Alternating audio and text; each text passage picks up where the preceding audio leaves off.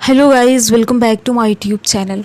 आशा है कि आप सभी काफ़ी अच्छे होंगे और अपने एग्ज़ाम की तैयारी आप सभी काफ़ी अच्छे से कर रहे होंगे। आज का ये वीडियो बहुत ही ज़्यादा इम्पॉर्टेंट है। आज की इस वीडियो में हम यूपीएससी प्रीलिम्स 2025 के आंसर की और कट ऑफ को लेकर बात करने वाले हैं। साथ ही साथ री एग्ज़ाम का क्या कुछ हुआ उस पर भी हम बात करेंगे। तो अगर आप एक यूपीएससी एस्पिरेंट हैं और यूपीएससी एग्ज़ाम की तैयारी कर रहे हैं तो ये जानना भी आपके लिए बहुत ही ज़्यादा ज़रूरी है कि आखिर आंसर की को लेकर क्या कुछ चल रहा है। आंसर की जारी किया जाएगा या फिर उसी टाइम जारी किया जाएगा जैसा कि आयोग पहले से करता आया है।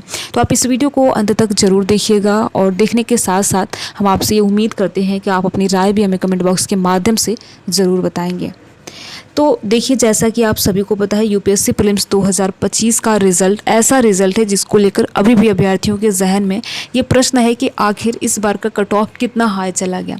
क्योंकि आप सभी को पहले से ही पता है, जिस दिन रिज़ल्ट जारी हुआ उसके बाद से ही अभ्यर्थियों के जो आरोप है वो लगने शुरू हो गए कि हमारे इतने मार्क्स होने पर भी हमने जीएस में अच्छा स्कोर किया था, सीसेट भी हमारे क्वालिफाई हो रहे थे, फिर भी हमारा प्री क्वालिफाई क्यों नहीं हो पाया। देखिए, ये बहुत बड़ा सवाल है क्योंकि बहुत ऐसे अभ्यर्थी हैं जो कि पूरी साल ईमानदारी से मेहनत करते हैं और अच्छा स्कोर लाते हैं, फिर भी उनका प्री क्वालिफाई नहीं हो जाना कहीं ना कहीं यूपीएससी के पारदर्शिता पर ये सवाल उठाता है। तो ऐसे में देखिए क्या हो सकता है। जो भी अभ्यर्थी हैं, जो भी इस चीज़ से गुजर रहे हैं, उनके लिए यही है कि अगर कट ऑफ और आंसर की जारी हो जाता तो सारी चीज़ें क्लियर हो जाती। क्योंकि आप सभी को पता है, इन सारे प्रश्नों के साथ फिर से एक साल तैयारी करना ये आसान चीज़ नहीं है, बहुत ही मुश्किल होता है ये सारी चीज़ें, जबकि हमें पता ही नहीं कि कहाँ हमसे गलती हुई थी, हमने अच्छा स्कोर किया था फिर भी हमारा प्री क्वालिफाई क्यों नहीं हुआ।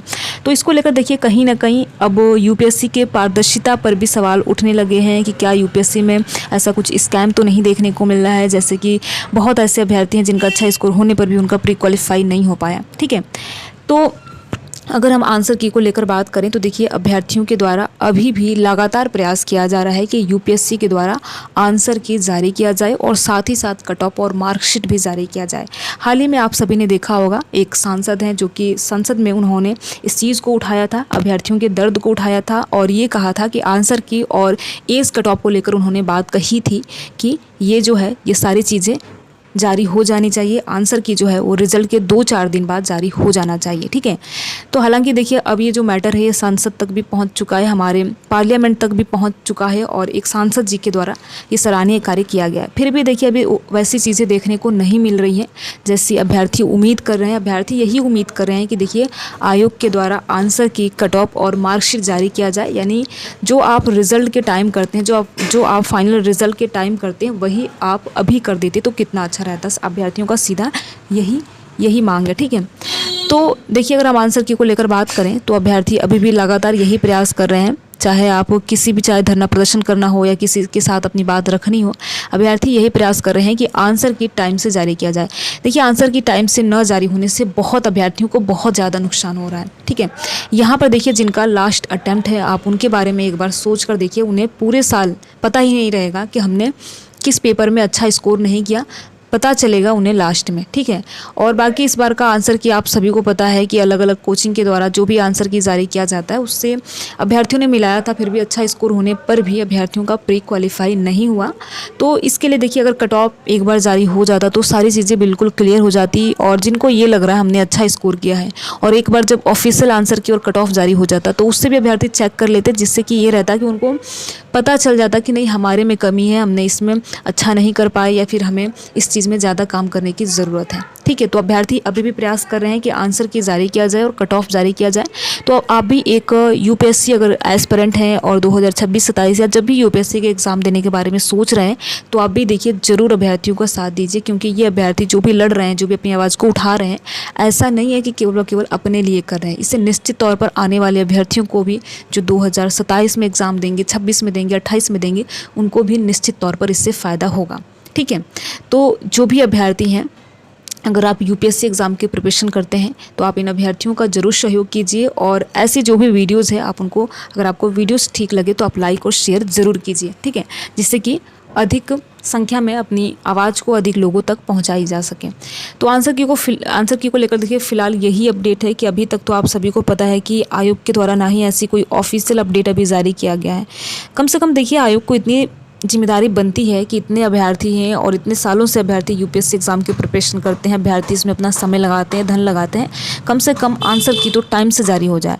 चलिए, ये नहीं कोई बोल रहा है कि आप एग्ज़ाम के 2-3 दिन बाद जारी कर दीजिए, कम से कम आप रिज़ल्ट देने में आप 14 से 15 दिन का समय लेते हैं, उसी टाइम आप जो है वो आंसर की जारी कर दीजिए।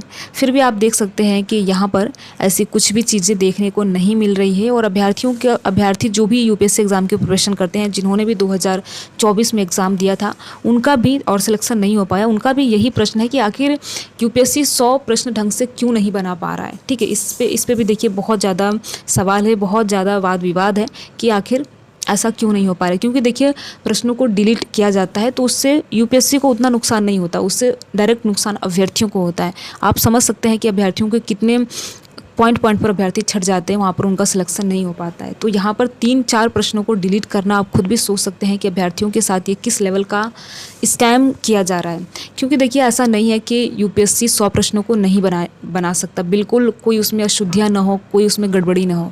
और 2025 का भी आप सभी ने पेपर देखा होगा, कई ऐसे प्रश्न थे जिनके 2 ऑप्शन सही लग रहे थे कि ये भी हो सकता है, ये भी हो सकता है। हालांकि देखिए, इस बार भी यानी जब यूपीएससी के द्वारा 2025 का फाइनल आंसर की और कट ऑफ जारी किया जाएगा, तो आप देखेंगे कि उसमें भी कई सारे प्रश्नों को डिलीट या फिर ड्रॉप किया गया होगा। क्योंकि इस बार का जो कट ऑफ है, ये संभावना थी कि बहुत ही कम जाएगी, यानी 2023 के लगभग 23 से थोड़ा ज़्यादा कट ऑफ जाएगी, 24 के बराबर तो कट ऑफ नहीं जाने वाली थी।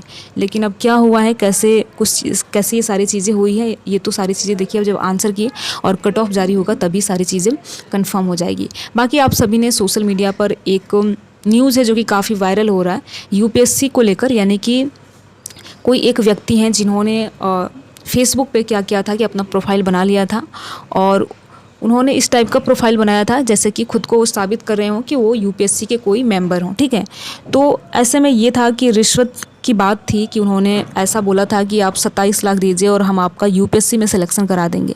बहुत सारे अभ्यर्थियों को ऐसे प्रस्ताव आए थे, लेकिन उसमें से आप सभी को पता है कि ये सारी चीज़ें जो है, इस पर विश्वास करना बहुत मुश्किल होता है। लेकिन एक लड़की के द्वारा इन सारी चीज़ों पर विश्वास कर लिया गया और लड़की ने आईएएस बनने के लिए उसने 27 लाख की रकम दे दी थी और बाद में ये सारी चीज़ें निकल कर सामने आई है। तो कहीं ना कहीं देखिए, ये सारी चीज़ें किसी पर ऐसे विश्वास कर लेना, ये सारी चीज़ें यही दिखाता है कि यूपीएससी पर जो अभ्यर्थियों का विश्वास है वो धीरे धीरे कहीं ना कहीं इनके इस तरीके से, जैसे कि इतना ये लोग सख्त दिखा रहे हैं, जैसे कि आंसर की जारी ना करना, कट ऑफ जारी ना करना, कुछ भी चीज़ें नहीं बताना।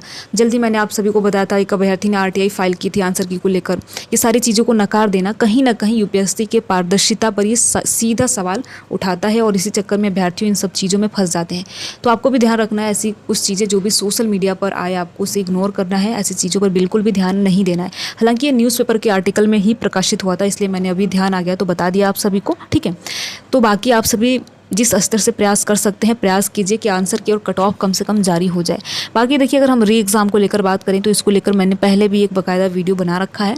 री एग्ज़ाम की संभावना देखिए बहुत ही कम है। पहले तो देखिए, री एग्ज़ाम होने का सवाल तो तब आएगा जब सारी चीज़ों को बिल्कुल सही तरीके से जाँच की जाएगी, कहाँ कुछ गड़बड़ी रह गई, तब तो री एग्ज़ाम का सवाल आएगा। यहाँ पर यूपीएससी एक आरटीआई फाइल करने पर उसका जवाब ढंग से नहीं दे पाया है, तो आप खुद सोच सकते हैं कि क्या यूपीएससी के द्वारा री एग्ज़ाम कंडक्ट कराया जाएगा।